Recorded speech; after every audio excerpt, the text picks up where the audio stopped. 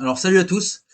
Alors bienvenue sur la chaîne du Business Project, hein, comme d'habitude. Aujourd'hui, vidéo un petit peu spéciale parce que je voulais faire une petite interview avec un collègue et ami, Albert Satre. Alors Albert Satre, ça fait un petit moment qu'il est dans l'immobilier, mais je pense que rien de mieux qu'Albert Satre pour présenter Albert Satre. Qu'en dis-tu, cher ami? Alors, comme je suis pas certain d'être le bon pour me vendre, moi, ça fait donc depuis 2004 que je suis sur Lyon et dans l'immobilier, actif dans l'immobilier. Donc, dans quelques mois, ça va faire 20 ans. Oh, putain. Voilà. Et oui, Ouais, ça passe. Et ça fait depuis 2016 environ que je suis, ouais, 2016, je crois, ou 2015, que je suis marchand de biens. J'ai écrit un livre sur vivre de l'immobilier pour le commencement, savoir un peu comment investir dans l'immobilier. ok. Et j'ai eu la chance d'évoluer sur Lyon, sur différents types de projets, et voilà, qui permet d'avoir une petite expertise et d'avoir eu des amis qui me guident dans mon parcours. Ok, c'est super intéressant. Alors, bon, je vais te dire un petit peu là pour ceux qui nous écoutent. J'ai voulu le format assez libre en fait. J'ai voulu le format assez libre. J'ai pas voulu rentrer dans une espèce d'interview avec des questions très cadrées. Plus voulu faire ça sous forme de discussion, d'interaction. Je sais qu'il y a énormément de personnes qui se posent des questions sur l'immobilier. En général, les gens qui s'intéressent à l'immobilier, en tout cas sur ma chaîne, il y a beaucoup de personnes qui sont pas forcément lancées, qui peuvent avoir des craintes par rapport à ça, qui savent pas comment faire, ou alors qui savent comment faire, mais qui ont toujours une barrière un petit peu, je dirais une barrière un petit peu psychologique. Tu vois, c'est toujours la peur de sauter dans le vide. Moi, ce que j'aurais bien aimé voir avec toi, c'est voir quel était un petit peu ton parcours. Aujourd'hui, bon, je donnerai pas de chiffres sur ton patrimoine parce que je les connais pas. T'es toujours très mystérieux là-dessus et t'as tout à fait le droit. Ah oui, On est lyonnais ou on l'est pas, hein, mon gars. c'est vrai, c'est vrai. Et mais Ouais. ce que je sais par contre, c'est que t'es un gars qui est parti de pas grand-chose, même si dans ta famille, alors je sais plus si ta famille avait de l'immobilier avant que tu commences ou ils ont commencé en même temps que toi. Ce que je sais, c'est que bah, aujourd'hui, il y a une certaine forme de succès, on va pas se mentir, et que t'es parti de pas grand-chose. Donc c'est un petit peu de ça dont je voudrais parler un petit peu avec les gens aujourd'hui. Est-ce que, bon, j'imagine pour toi c'est ok, il y a pas trop de problème? Ouais. Alors, en fait, simplement, euh, moi, je suis parti de rien et je suis pas très loin. Euh, donc, dans ma famille, ce qui s'est passé, c'est que mon grand-père a fait un héritage euh, très traditionnel, d'accord? C'est-à-dire que 100% est allé au fils aîné, et évidemment, mon père était le second. Ah Donc, il ouais, n'a strictement rien eu. Il n'a eu ni bien immobilier, ni patrimoine, ni l'entreprise, ni argent, rien du tout. ok. Voilà, donc tout le nom et tout est cédé au fils aîné, ce qui se faisait avant. Voilà, et donc ce qui a fait un léger brouille dans la famille, et donc mon père est parti, voilà, et il a fait commerçant, puisque en fait lui il avait fait des études pour être chimiste dans l'entreprise de mon grand-père qui était une confiturerie, euh, donc il faisait des confitures, des glaces, et surtout en fait tout ce qui est de la préparation pour pâtissier. Donc, Hmm. pour donner un exemple, la compote de pommes, pour faire le chausson de pomme, en fait, c'est une compote spécifique, puisqu'elle doit passer au four. Et que si tu Ah, mets de la compote de supermarché dans ton chausson de pomme, bah, les pommes brûlent et ton truc est pourri. ah, putain, c'est intéressant Donc, ça. toutes ces préparations, tout ce que mettent les pâtissiers, en fait, dans leur préparation, c'est des produits assez spécifiques pour pouvoir passer au four. Donc voilà, donc il avait fait de la chimie pour ça, il s'est retrouvé à faire de la distribution, parce qu'en fait, à l'époque, c'était le début des supermarchés. Donc, c'était où le gars il ouvrait sa boutique, les représentants Candia, Coca-Cola, machin, Haribo venaient et ils négociaient sur le pas de la porte combien de cartons, on fait une remise, etc. Et plus ou moins avec du cash. Voilà. C'était vraiment les débuts de la distribution. Il n'y avait pas encore toutes les grandes marques, etc. Et donc, dès le début, il savait qu'en étant commerçant, il n'aurait pas de retraite. Et pour information, je crois que ma mère, aujourd'hui, avec la pension de reversion, elle doit toucher 200 € par mois. Un truc comme ça. Ouais. Donc, t'as une petite case quand tu es commerçant, tu cotises pas beaucoup, mais tu touches rien du tout. En cas de chômage, en cas de retraite, etc. Ouais, Donc, dès le début, en fait, ils ont anticipé ce travail-là que, un, ils pouvaient tout perdre dans une faillite, que deux, ils n'auraient jamais de retraite, qu'ils n'auraient jamais de chômage, etc. Donc, le plus rapidement possible, ils ont essayé soit d'acheter leur bien immobilier, donc la résidence principale, pour être sûr d'être chez eux, soit comment ça s'appelle les murs commerciaux de là où ils étaient. Donc, effectivement, on a toujours été baigné en fait plus dans cette angoisse de ne pas avoir et de tout perdre. Okay. Et donc, quand moi j'ai fait mes études, je m'étais orienté plus sur banque et bourse. Et à ce moment-là, dans Lyon, si on est quand même, moi j'ai jamais dépassé, j'ai pas dû faire plus de 50 km autour de Lyon dans toute ma carrière, enfin dans toute ma vie. Puisque je suis né viennois, mes grands-parents sont de Loire-sur-Rhône. Voilà, j'ai fait mes études à Lyon, ça fait 20 ans que je suis à Lyon, plus de 20 ans que je suis à Lyon maintenant, 25 ans. Et donc, un ami lyonnais de la Croix-Rousse, lui, était marchand de biens. Et il a réussi à me convaincre que rester, on va dire, toute sa vie derrière des écrans d'ordinateur avec, comment s'appelle, la tension branchée sur la bourse, ça allait être fatal. Bon, l'immobilier était fatal pour mon cœur aussi, malgré tout. Mais peut-être que ça aurait été plus tôt qu'avec le trading qu'avec l'immobilier. Et voilà, et donc je l'ai suivi sur ses pas de marchand de biens. D'accord.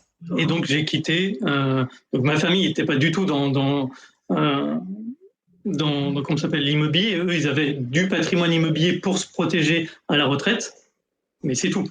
Donc un patrimoine qui aujourd'hui encore a quelques dettes, etc. Et voilà, sur lequel on gère avec ma mère, mais sur lequel on rachète pour faire fructifier. Et donc, le premier conseil que m'a donné Régis, qui était marchand de biens, et qui avait une vie vraiment extraordinaire, donc très différente de ce que j'avais l'habitude de voir, on va dire, lui, il m'a dit, si tu veux réussir en tant que marchand de biens, il faut que tu saches pourquoi les gens achètent, qu'est-ce qu'ils achètent, où est-ce qu'ils achètent. Parce que l'objectif d'une opération, en fait, on le verra peut-être par la suite, mais ça commence par la fin.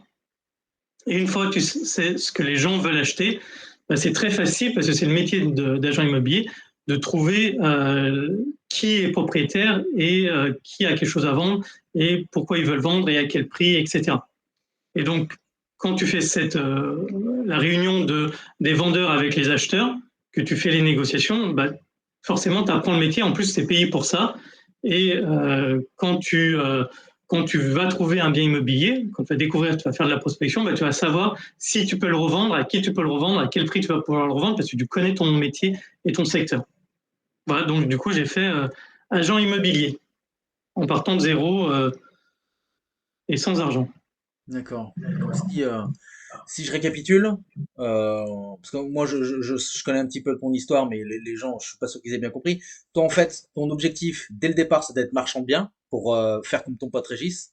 Et sur les conseils de ton pote Régis, tu as, euh, tu as voulu le step intermédiaire, c'est agent immobilier. Exactement. Commencer par l'immobilier. Exactement, ouais. Ce qui t'a apporté, j'imagine, des connaissances sur, comme tu l'as dit, pourquoi les gens vendent, pourquoi les gens achètent. Il y a des notions de psychologie du vendeur, psychologie de l'acheteur, tout un tas de choses comme ça. Euh, Pourquoi? Parce que toi, à la base, j'imagine, t'étais salarié dans la bourse, dans la banque? Non, j'étais étudiant. J'étais encore étudiant. J'ai planté mes études à 1 mois de mon examen. Ça fait plaisir à ma famille. Mes Ah parents ouais? ont adoré quand j'aurais annoncé ça au repas. Voilà, surtout que, alors, petite histoire, en fait, je suis parti en cours de licence parce qu'à l'époque, pour avoir la carte d'agent immobilier professionnel, il suffisait d'un bac+2, d'un DUG. Ça Ok. s'appelait le DUG à l'époque. Et pour avoir la carte de gestion, à l'époque, il fallait un DESS, donc bac+5. Et très honnêtement, je ne me voyais pas prendre des études de droit pendant encore 3 ans. Voilà, j'étais dans ma 3e année, je galérais et vraiment les études, c'était pas fait pour moi. J'avais déjà mis 3 ans pour avoir mes 2 premières années. Déjà, je savais même pas qu'on pouvait redoubler la fac, donc j'avais réussi cet exploit-là de redoubler la fac. Donc je galérais bien, donc j'avais envie de partir. Et en fait, ils ont changé la loi, enfin avec la loi Allure, ils ont changé. Et aujourd'hui, la carte gestion est avec un bac plus 3. Ok, Voilà. Je serais resté un mois de plus, j'aurais ma carte de gestion. d'accord. Là, il faut que je recommence tout à zéro. Oui, oui, parce que tu as un autre projet aussi dont il faut qu'on parle parce que ça peut intéresser des gens d'ailleurs.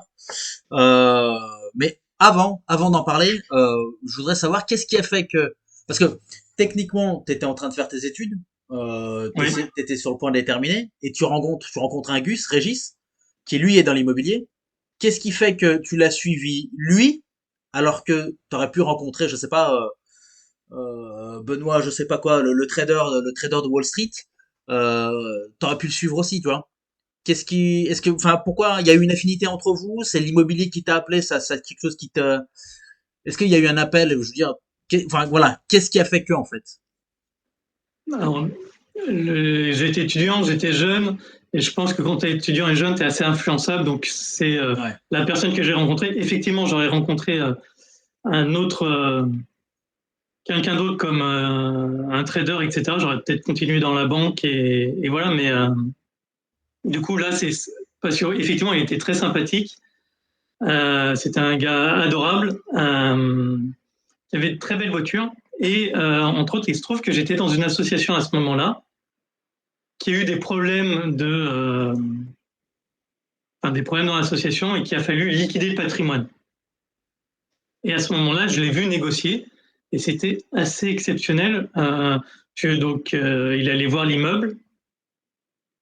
L'immeuble, en fait, ne l'intéressait pas vraiment, mais ça, c'est pas grave. Et il allait voir un de ses amis, on a mangé au resto, c'était sympa. Vu de l'extérieur, ça avait l'air d'être très sympa le métier de marchand de biens, hein, puisque en clair, on avait négocié autour d'un repas, d'un deal, et c'est son. Et moi, je lui ai amené l'affaire. Lui, il a regardé genre une demi-heure. Il a appelé un copain, on allait manger au resto, genre un gastro, un truc comme ça, un truc bien, bien sympa. Et en fait, il a refilé l'affaire à son copain. Et il a pris et c'est le gars, parce que alors, c'était dans la Loire, c'était à. Ah mince. Au-dessus de Lorette. Donc j'ai le nom qui part maintenant, Rive de mais Gier, c'est pas grave.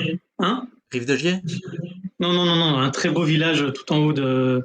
Euh, tout en haut et Ok, son ami était à Saint-Chamond et voilà, et donc on est descendu à Saint-Chamond aux ambassadeurs et on a mangé là et voilà, et ça s'est fait dans la demi-journée, et dans la demi-journée en fait le gars il a fait une offre et c'est lui qui a fait en fait toute l'opération et Régis a pris une partie du bénéfice. Voilà. et toi t'en as pris une partie aussi. Non, non, non, non, non, je suis non, non, mais Régis c'est un grand professionnel, il m'a donné beaucoup de leçons. Ok, donc t'as travaillé, il t'a rien donné. Effectivement, bah, un resto quoi. Ok, alors déjà ça c'est un truc, comment, j'ai envie de te dire comment ça se fait? Tu t'es fait avoir ou? J'avais rien négocié avant. Ah, c'est abusé. Ouais, d'accord, ok. Et mais alors du coup ça veut dire que, sachant ça la première fois, s'il y avait une deuxième fois, t'aurais négocié quoi que ce soit avant de. Du coup, oui, après, si j'avais une autre affaire à lui apporter, j'aurais été plus vigilant. D'accord, d'accord. Donc ça c'est intéressant parce que, est-ce que ça veut dire que, alors déjà première chose, ça veut dire que tu peux commencer dans l'immobilier et te faire déjà de bons billets en étant apporteur d'affaires, si je comprends bien?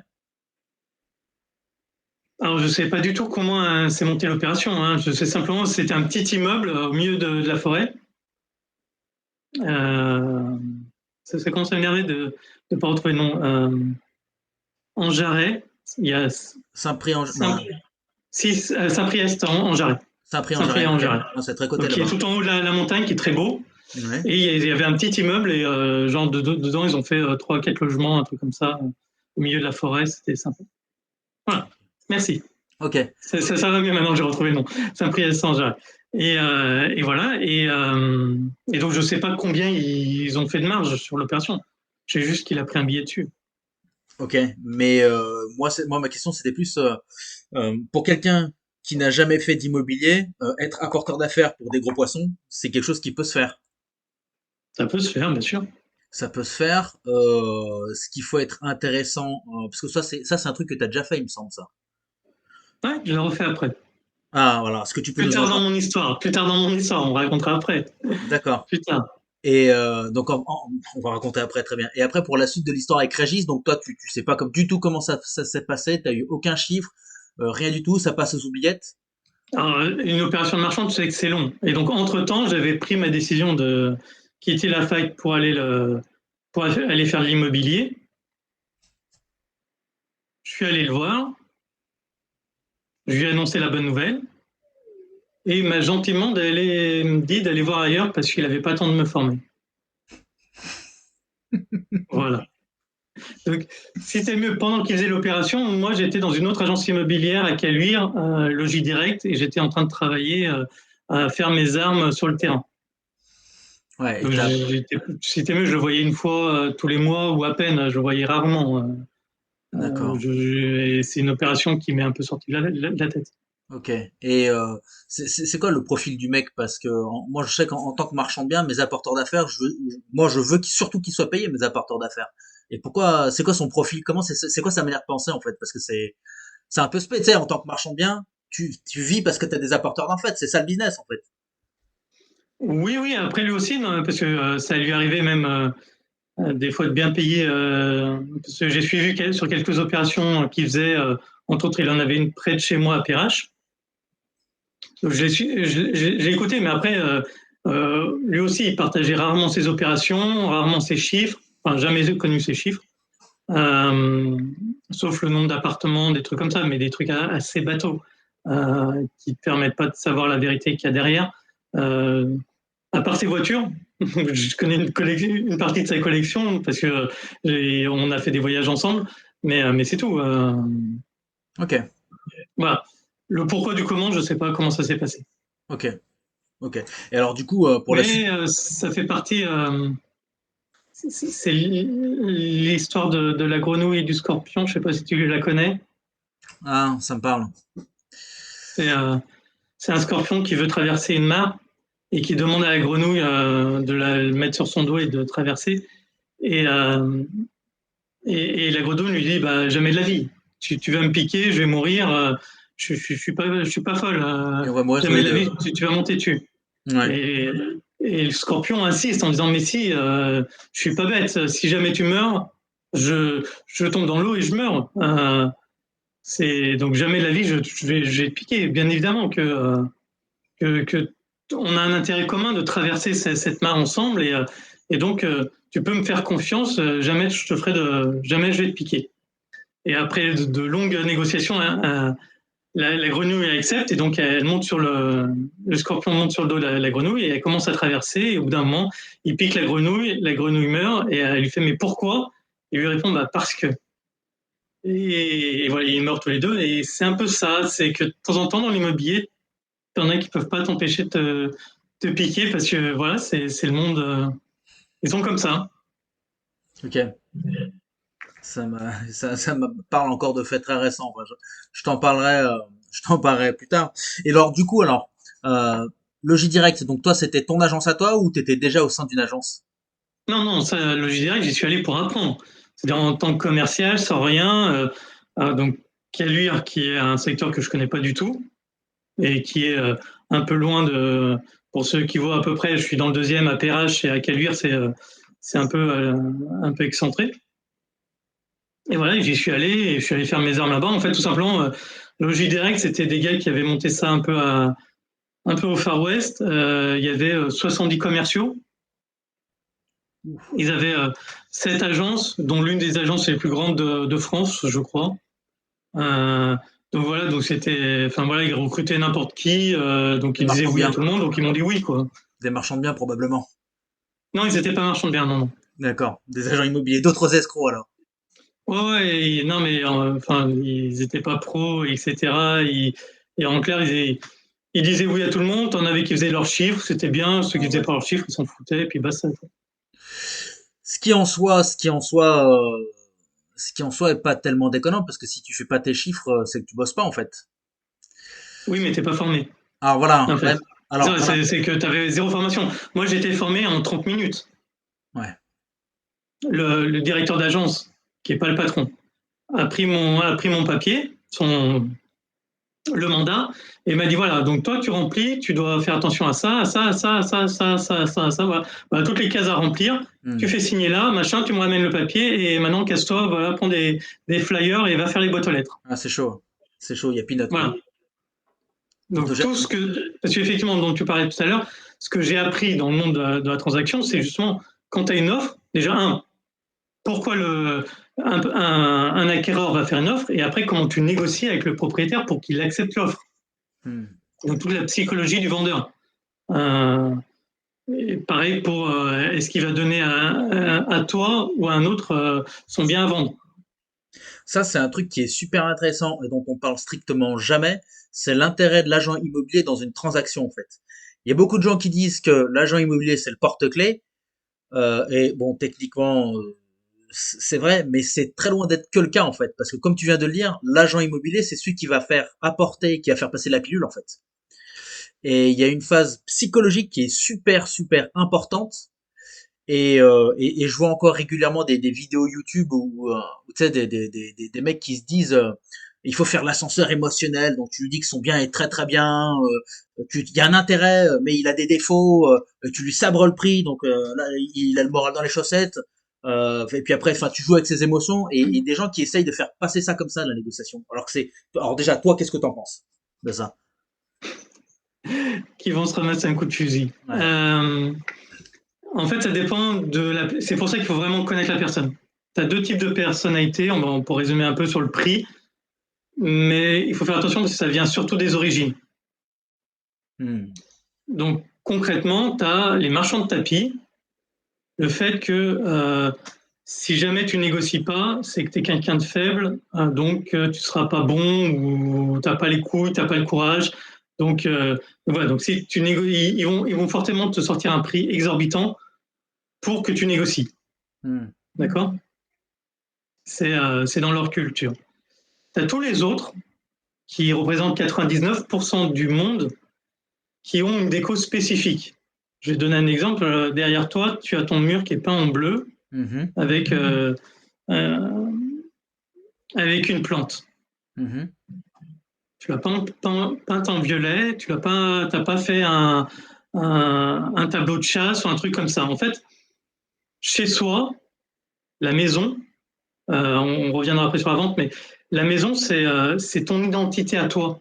C'est Hmm. là où tu as élevé tes enfants, c'est là où tu te représentes. Tu aimes faire ta déco à toi. Tu vois ce que je veux dire? Hmm. Ouais.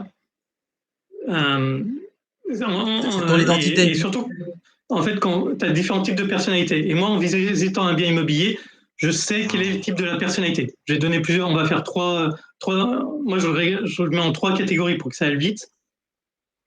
Sécurité, confort, c'est le son cas. Donc sécurité, confort, tu vas venir chez eux, ça va être nickel propre.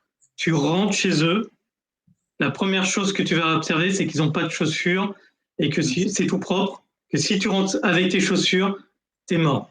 C'est ça. Donc, enfin voilà. En tout cas, le fait de proposer d'enlever tes chaussures, tu verras que déjà, tu as gagné plus 10 points.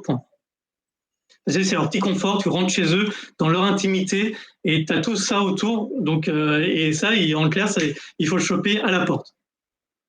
Orgueil argent, j'y reviendrai après. Tu as nouveauté sympathie. C'est les gens qui aiment bien les autres, qui aiment bien les gadgets, etc. Quand tu vas rentrer chez eux, tu vas avoir plein d'images, de photos d'anniversaires, d'amis, etc. Là, une des premières choses qu'ils vont te proposer, c'est l'apéro. C'est de boire quelque chose, etc.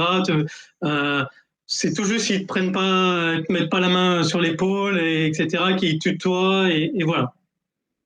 Donc, c'est des gens très cordiaux, et voilà. Euh, et l'autre, c'est orgueil argent. Ils aiment avoir le pouvoir, voilà. Et donc, généralement, tu vas voir, par exemple, des couples chez eux. Ils vont montrer qu'ils ont réussi. Donc, la photo, alors, soit de eux, soit de leurs enfants qui ont gagné tel cross. Et puis, Aujourd'hui, plus qu'avant, on donnait une coupe qu'à celui qui gagnait vraiment la course. Maintenant, on en donne même aux participants. Donc, tu vas arriver chez eux, ils ont 50 médailles. Ouais, ça a plus de sens. Enfin, voilà. Bon, c'est un peu, mais c'est ça. Et donc, déjà, là, les personnes négocient pas pareil. Et donc, c'est leur identité, la manière dont c'est. Et cette identité-là, ça s'attache à la valeur. Donc, le prix qu'ils mettent, en fait, c'est pas le prix scientifique qu'ils ont réussi à faire, etc. Généralement, c'est un prix émotionnel. Et donc, c'est ce qu'on appelle les deuils. Mais ça veut dire que c'est leur personnalité. En clair, tu rentres chez eux, tu dis que c'est moche, tu les as vexés. Même si c'est moche. Hein. Mais c'est quand même chez eux, ils ont une certaine fierté, etc. Et c'est là où ils ont élevé leurs enfants, c'est là où ils ont eu leur joie, leur peine, etc. Sauf quand ils revendent un bien qui n'est pas à eux. Et on parlera des deuils juste après. Et ça, c'est important à comprendre. C'est que du coup, si tu négocies leur prix, tu es dans la merde parce que concrètement, tu leur dis, ils n'ont pas de valeur. Pas le bien immobilier. C'est pas le bien immobilier. C'est eux qui n'ont pas de valeur. Ah, ils le prennent pour eux. Ils le prennent personnellement. Et c'est toute la chose à négocier, il faut savoir. Et donc, c'est là où j'en viens au troisième élément. On ne vend pas un bien immobilier pour se faire plaisir. Le vendeur vend un bien immobilier parce qu'il a un besoin, il a quelque chose. Et c'est ce qu'on appelle dans la vente un deuil. On vend parce qu'on doit se séparer de là où on est. Donc, forcément, c'est un deuil. Donc, après, il y a plusieurs raisons. Il y en a une qui est bonne. Il n'y en a qu'une. En fait, toutes les autres sont malheureuses. C'est la famille s'agrandit. Donc, on a besoin d'une chambre de plus. Voilà. Donc, la famille évolue. Voilà. Mais les autres, c'est je divorce. Donc, concrètement, l'appartement ou le bien immobilier me rappelle le conjoint, la guerre, les emmerdes, etc. Ou le regret d'avoir eu. On voulait créer une vie de famille. Enfin, si on s'est marié, c'est qu'on voulait faire quelque chose en commun, etc. Que du coup, ce projet est mort. C'est un peu comme. Enfin, voilà. Besoin d'argent. Tu as fait faillite, tu as été licencié ou un truc comme ça, donc tu dois partir. Dans le changement de famille, tu as aussi si l'enfant est parti et donc ils veulent plus petit. Donc ça, voilà. Après, mais tu as la vieillesse, donc tu es vieux, ta maison avec 5 chambres, tu n'en as plus besoin, tu vas aller dans une EHPAD. Donc, concrètement, c'est c'est tourner une page de ta vie. Donc c'est aussi un deuil. Et puis tu as le deuil vraiment physique, c'est-à-dire tu hérites de l'appartement de tes parents qui sont morts. Et voilà, et donc tu dois vendre la partie émotionnelle de. Enfin, voilà, tu dois enterrer une deuxième fois tes parents. Ok. Et voilà. Donc, du coup, on est sur des charges émotionnelles extrêmement fortes entre la déco que tu as faite, avoir élevé tes enfants ici et un deuil. Tu arrives en disant ouais, ton truc, mais en fait, la chambre, elle n'est pas assez volumineuse. En fait, la personne n'entend pas. ouais, ça c'est oui, effectivement. Alors ça c'est un truc que j'ai déjà vu plusieurs fois. Moi, mon approche de négociation en général, bon, je pense les questions habituelles. Donc pourquoi il vend.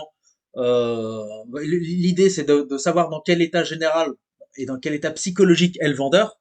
Est-ce que il est pressé, est-ce qu'il a besoin d'argent ou est-ce que il s'en fout, enfin, tu vois, il a filé ça à un agent parce qu'il veut pas s'en occuper, tu sais, il a pas besoin de fric, bref. Et en fonction de ça, mais c'est vrai que c'est plus facile quand t'as la personne en face de toi, mais en fonction de ça, tu peux arriver à déterminer comment il va falloir négocier en fait.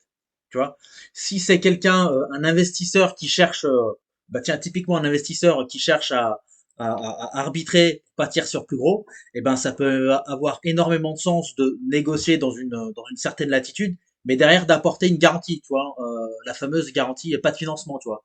Ça, c'est un truc qui peut très bien marcher. Alors, dans ce que tu m'as dit là, les exemples que tu m'as donnés, là, c'était principalement des propriétaires habitants. Oui. Quand on est dans le cas d'un propriétaire investisseur, c'est-à-dire un propriétaire comme toi et moi qui achète un appart, qui a mis un locataire et qui revend. Oui. Dans quel type de profil on est et si on est dans un de ces types de profils-là, en fait, et voilà. Donc, ce que je parlais tout à l'heure, c'était il y a différents types de profils de personnalité. Ce que j'ai fait, sécurité, confort, orgueil, argent, nouveauté, sympathie. C'est le premier, c'est savoir où il est. D'accord ? Ouais. Et après, savoir où il est, ce qu'il veut profondément. Et une fois que tu sais ce que tu veux profondément, tu bâtis ton offre en fonction de ça. Hmm. Étonnamment, on croit qu'il y a beaucoup d'orgueil argent dans le monde de l'immobilier. C'est pas vrai. C'est pas forcément vrai. Il y a beaucoup de nouveautés, sympathie. Beaucoup de gens qui font par leur relationnel, par amitié, et qui sont tombés là-dedans parce qu'ils ont connu quelqu'un qui les a poussés, ils ont fait leur première affaire, etc. Et du coup, en nouveauté, sympathie, c'est ce qu'il y a de le plus facile à négocier parce qu'ils accordent facilement leur confiance et où tu peux avoir la plus grande latitude de négociation. Et moi, j'ai souvent, quand je négocie avec des nouveautés sympathiques, c'est assez facile de mener des deals parce que souvent, on va être au-delà des simples chiffres. J'ai donné la plus belle opération que j'ai faite. Non, la plus belle opération que j'ai signée. Malheureusement, les écolos sont passés par là et m'ont niqué l'opération. Mais concrètement, la personne, j'avais aucune, j'étais insignifiant. J'étais juste un petit marchand ambitieux et travailleur. Et en fait, il se voyait en moi. Parce que lui était quelqu'un d'ambitieux, travailleur, qui a commencé sans rien, etc. Et donc, il a voulu m'aider, me donner ma chance. On a tous les deux perdu sur le coup. Voilà, mais c'est le. Mais toi, c'est ce facteur psychologique. Et du coup, j'ai pu négocier des trucs. Alors, moins le prix, par contre, j'ai pu négocier des conditions. Je l'ai encore relu l'autre jour avec un ami. Même moi, en relisant, je me suis dit, mais comment il a pu accepter ça? Enfin, j'avais vraiment poussé le bouchon très loin et il a tout accepté. Et tout ça parce que tu disais qu'il s'est reconnu en toi. Ça, c'est un truc aussi qu'on voit, on parle pas beaucoup en fait. Mais à quel point l'immobilier, c'est lié à la personne en fait. C'est lié Exactement. à toi, ton identité, le charme que t'as et le charme et ouais, ta manière d'enrober les choses en fait. Parce que Après, en fait, il y a du travail de la connaissance. Je vais donner le gars, il est propriétaire d'un empire. Il a 167 salariés, 20 magasins à travers la France. Il bosse comme un malade de 8 heures du matin à 8 heures du soir. Et on me le présente, je vais dans son bureau. Et dans son bureau, on a tenu un quart d'heure. Et en un quart d'heure, on n'a pas dû faire plus d'une phrase. Je t'assure, c'est toutes les minutes, il y avait quelqu'un son téléphone qui sonnait, quelqu'un qui rentrait, qui lui demandait quelque chose, il répondait, machin, etc. Donc c'était très compliqué de discuter. Ouais. Il me donne quelques éléments pour que je puisse faire, pour que je puisse réfléchir, mon offre, etc. Et du coup, je me suis dit, je prends congé, parce que déjà un quart d'heure, c'est long. Je sens qu'il a envie de me foutre à la porte quand même. Et là, j'ai fait, est-ce que je peux revenir avec 2-3 questions, 2-3 offres, je réfléchis, etc. Il me fait, oui, passez quand vous voulez. Maintenant, vous me connaissez, vous passez dans le bureau et puis on discute. Là, je fais, oui, mais j'ai pas beaucoup de temps. J'aurai un peu de temps samedi matin. Je t'assure qu'à ce moment-là, je vais être imposé. C'est un peu comme s'il avait eu un orgasme. Le mec s'est détendu et a fait, ah oui, volontiers. Parce que le samedi, en fait, comme tout le monde, je savais que son entreprise était fermée. En fait, les patrons, du moment que leur entreprise est ouverte à fermer, ils sont harcelés surtout par leurs salariés, par leurs clients, etc. Donc, si tu veux avoir un patron, c'est soit le week-end, soit le matin avant 8 heures, soit le soir après 20 heures. Et d'ailleurs, tout le long des affaires, quand on était en train de négocier, il m'appelait dans sa voiture à 8 heures du soir. Et en fait, ce que je lui ai montré là, en lui disant, est-ce que samedi matin, je peux? Je lui ai montré, que j'étais un travailleur, que je faisais pas les 35 heures, que j'y allais le week-end, que 2, je m'adaptais à lui, et que 3, j'avais compris que c'était un chef d'entreprise, qu'il avait pas le temps la journée, qu'il avait autre chose à gérer, et que là, il avait un problème à résoudre, et que j'allais m'adapter à son problème, et que j'allais venir quand lui, il avait du temps, et quand lui, il avait l'esprit disponible. Et le samedi matin, je suis arrivé... alors ça, tu me connais moins bien, mais... Si, t'es venu quelquefois à mon bureau, donc avec des chouquettes pour les pour les 2 secrétaires qui étaient là. Et voilà. Et on a passé, du coup, au lieu de discuter un quart d'heure, on a discuté jusqu'à ouais, genre 13 heures, un truc comme ça, parce que, au bout d'un moment, il a pris son téléphone et il a fait oh, ma femme est en train de m'engueuler, il faut qu'on parte. Voilà, genre ça faisait 3 fois que sa femme l'appelait pour lui dire que le repas était prêt ou un truc comme ça. Visiblement, il avait du monde à la maison. Et il a appelé et fait non, mais je prends une bouteille de vin et j'arrive. Et voilà, et du coup, on a terminé l'interview en 30 secondes. Quoi. Ouais, ok. Donc, voilà. Enfin, ça a été bon, on se revoit samedi prochain, on revient à 9h et voilà. Vous avez remis ça un samedi prochain? Ah ouais, 4 samedis de suite. 4 samedis de suite? Bah oui, tu crois pas. Attends, alors il faut donner contexte. J'étais en train de négocier 7 immeubles dans Lyon. Ouais. Donc j'avais pas négocié, j'avais pas fait une offre. Et puis on était, je sais plus, on était à 30% trop cher. Donc ce que j'ai dit tout à l'heure est vrai. Je vais pas balancer un prix dans sa gueule comme ça, en sachant que le prix était trop cher. Donc on y allait étape par étape pour arriver au prix que je voulais moi. Ok. Et entre les étapes, c'était ça je peux pas. Est-ce que vous pouvez faire ça en échange pour moi et trouver un point d'accord. D'où les conditions XXL. Une vraie négo. Et d'ailleurs, on a signé il y a le dernier immeuble qu'on a signé parce que c'était en plusieurs étapes. Hein. C'était genre le 23 décembre, un truc comme ça. C'était juste avant Noël. Ah ouais.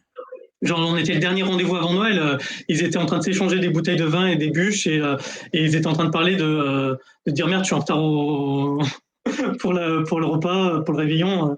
C'était assez sympathique. Ok. Ok, ok. Donc en fait, ouais, je pense que c'est pour ça aussi qu'il a bien matché avec toi, c'est parce que tu répondais, en fait, tu t'es adapté à ces problématiques en fait.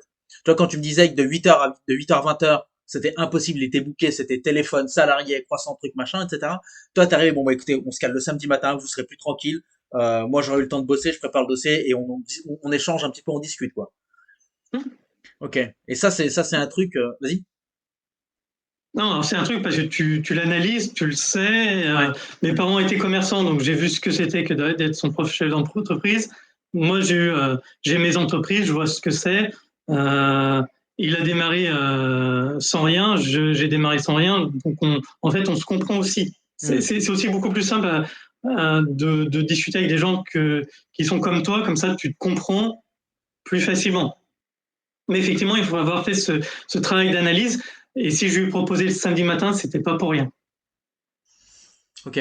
Et est-ce que au niveau, parce que tu dis que tu as fait une sacrée négo, est-ce que sans donner trop d'informations, mais juste suffisamment histoire que les gens puissent se donner une idée de marchons bien. Alors après, si tu donnes l'info, c'est pas systématique à tous les deals, mais est-ce qu'on peut avoir une idée à peu près en pourcentage ou en relatif de à combien tu as acheté le truc par rapport à la valeur ou peut-être que tu veux pas le donner, je sais pas. Combien j'ai acheté le truc? À combien par rapport au marché? C'est-à-dire? Eh ben, mettons, euh, sur le marché, ton bien il se vend à 1000 le mètre. Toi, tu l'as négocié à 700. T'as le droit de pas le dire, hein. Je veux pas te mettre dans Ouais. l'embarras par rapport à ça. Non, non, en fait, il faut expliquer. Il y avait des biens à Écully, il y avait des biens dans le 8e et Neuville. Donc il y a plusieurs prix. À Neuville, l'immeuble, il avait cramé. Il était en insalubrité. Il y a des crottes de pigeons partout. Il avait la taxe comment ça s'appelle, d'insalubrité. Et en fait, il devait le céder rapidement. Euh, voilà, Écully, pareil, la moitié des appartements étaient vides. 8e aussi, il était en 4G, etc. Il y avait beaucoup de facteurs qui faisaient que l'appartement était une bonne affaire. D'accord. Ok. Euh, mais concrètement, alors pour un truc qui était, alors là, du coup, facile à reconnaître, c'est les. Alors après, je précise quand même, malheureusement, je me suis fait niquer l'opération. La mairie Ouais. est venue et a préempté. Hein. Sinon, j'aurais fait vraiment une affaire énorme. Mais sur Écully, il y avait 4 immeubles. Sur les 4 immeubles, il y en avait 60%, c'était de l'immobilier commercial. Et concrètement, j'ai acheté à un rendement de 7%. Et moi, j'ai revendu à une foncière sans aucune condition de financement à 5%. Oui. Voilà. Ça te fait 2% pour toi, ouais. Ouais, ça fait quelques milliers d'euros. Bah, quelques milliers, on est à Lyon, donc ouais, Non, quelques. surtout Écully. Enfin, Écully, c'était la BNP. C'était des loyers qui étaient. Franchement, Ouais. déjà, les loyers étaient. J'ai halluciné quand j'ai vu les loyers. Ah, c'était cher?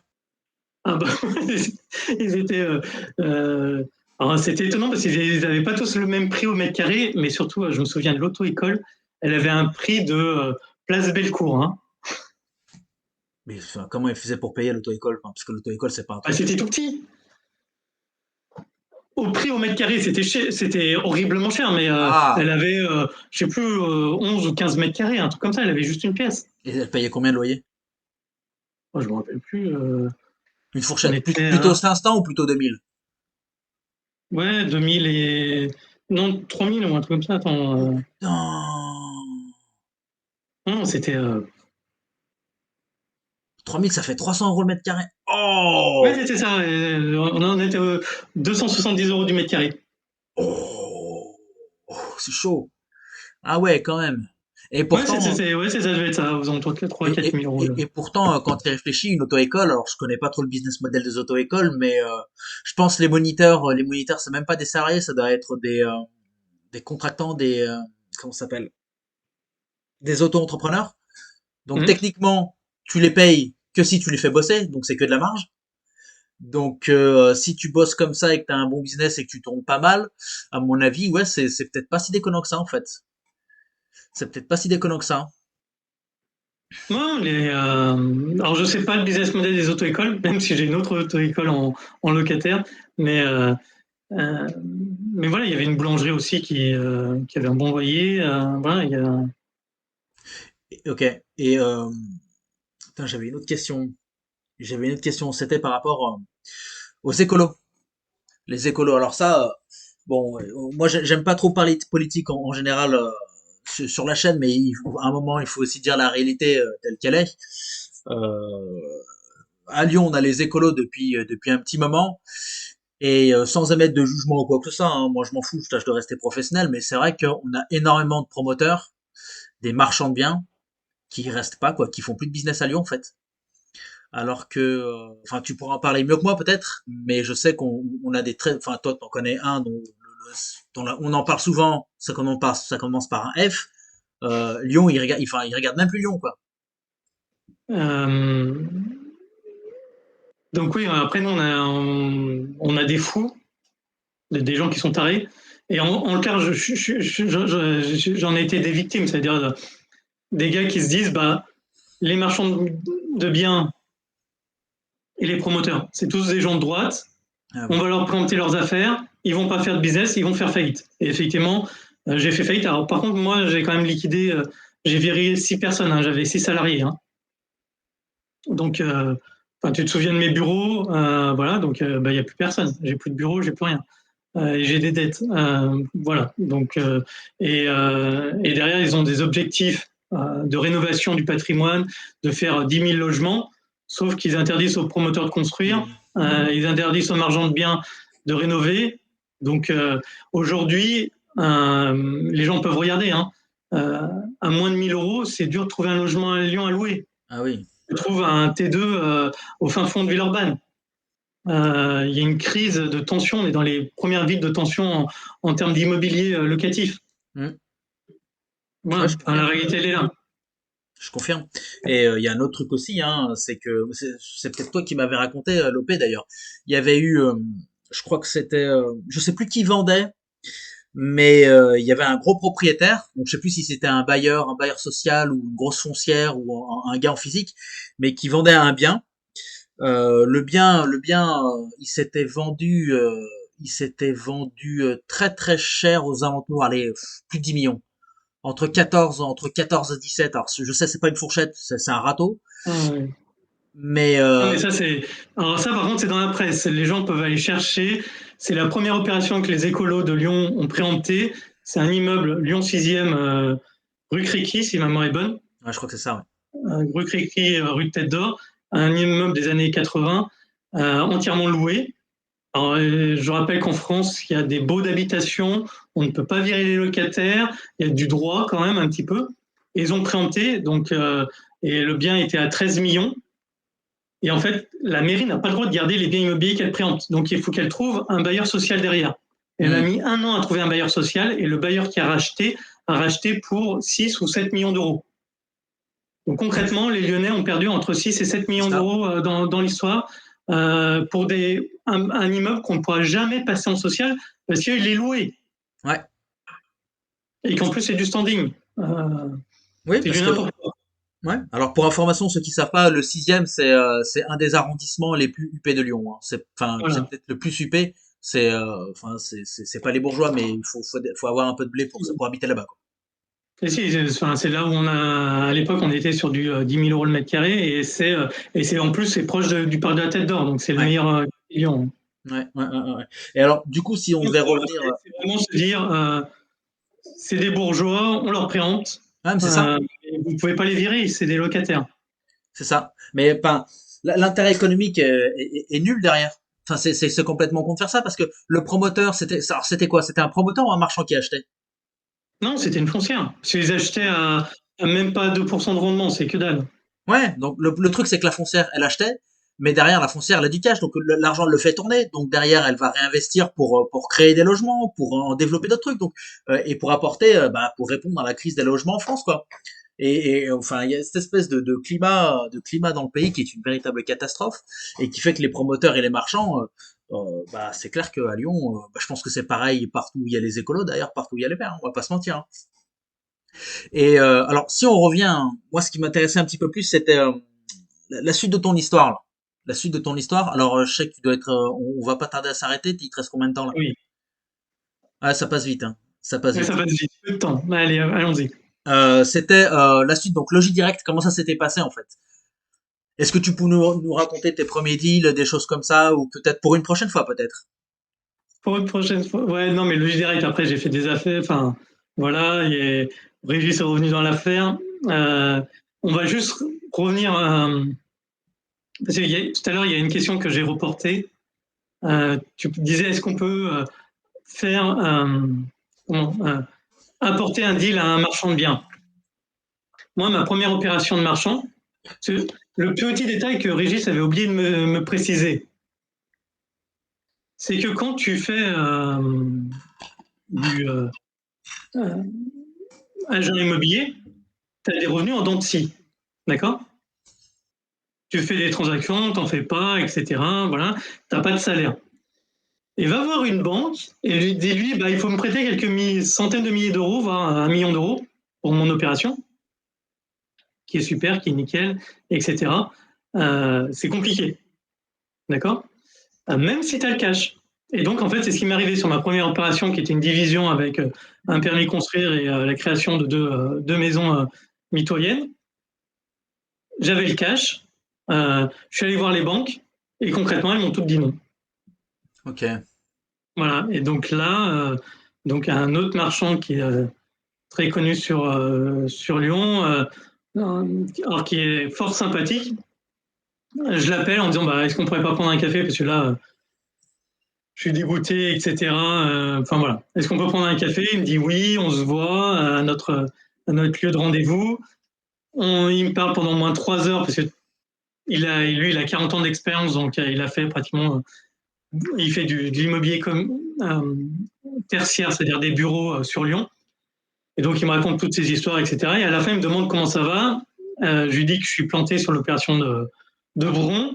Et là, elle a cette phrase fort sympathique qui dit pourquoi on ne ferait pas l'opération ensemble? Carrément.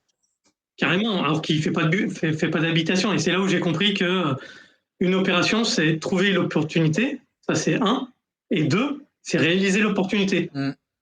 Et tu Ouais. n'es pas obligé de cumuler les deux, tu n'es pas obligé d'être expert dans les deux. Et que du coup, le deux, des gens qui veulent gagner de l'argent, il y en a plein en France et dans le reste du monde. Mais du coup, tu peux trouver quelqu'un qui a du cash, qui n'a pas le temps de trouver l'opportunité, de la qualifier, de travailler dessus, et qui est prêt à s'associer avec toi. Donc, on s'est associés ensemble. Ok. Alors ça, c'est un truc qui est super intéressant et je pense que c'est un sujet dont j'aimerais on parle la prochaine fois, le prochain podcast, le prochain interview, le prochain ce que tu veux. C'est comment effectivement, comment en partant de rien, on peut devenir marchand de biens, même en n'ayant pas de cash, juste en ayant un minimum de temps, en ayant une bonne paire de chaussures. Avec une bonne paire de chaussures, yes. Déjà, là, on va faire un premier cadeau, si tu veux bien, en attendant la prochaine fois. C'est s'ils veulent aller sur vivrimo.fr, il y a ma formation, le bien immobilier gratuit, donc qui cumule à la fois le bien, comment ça s'appelle, l'opération de marchand de biens qui permet de faire du cash et se constituer un patrimoine de manière gratuite. Et j'ai rajouté un bonus, en fait, quand tu t'inscris, tu reçois une formation de marchand de biens. Ok. Et du coup, déjà, ils ont quelques bases sur qu'est-ce que c'est que vraiment le travail de marchand de biens. Et à ce moment-là, ils pourront aller plus loin sur comment on fait pour, quand on n'a rien du tout, pour pouvoir faire sa première opération. Ok, ok. Ça, on le mettra dans la description. Comme ça, ce sera publié. Vivrimo, tu me diras, tu me feras un petit paragraphe et je le mettrai juste en dessous dans la description. Écoute, je sais que tu es quelqu'un de très pris, de très pressé, que ton temps a beaucoup de valeur. Donc, est-ce que on peut peut-être s'arrêter là pour toi? Yes! Ok, Et super. on a le prochain thème. C'est Bah, parfait. c'est ça, nickel. Bon, écoute, Albert, je te remercie. J'espère que ça vous a plu. N'hésitez pas à mettre en commentaire si vous avez des questions éventuelles pour Albert. Ça servira à alimenter le prochain podcast. Et puis, je vous dis à la prochaine fois. Merci beaucoup.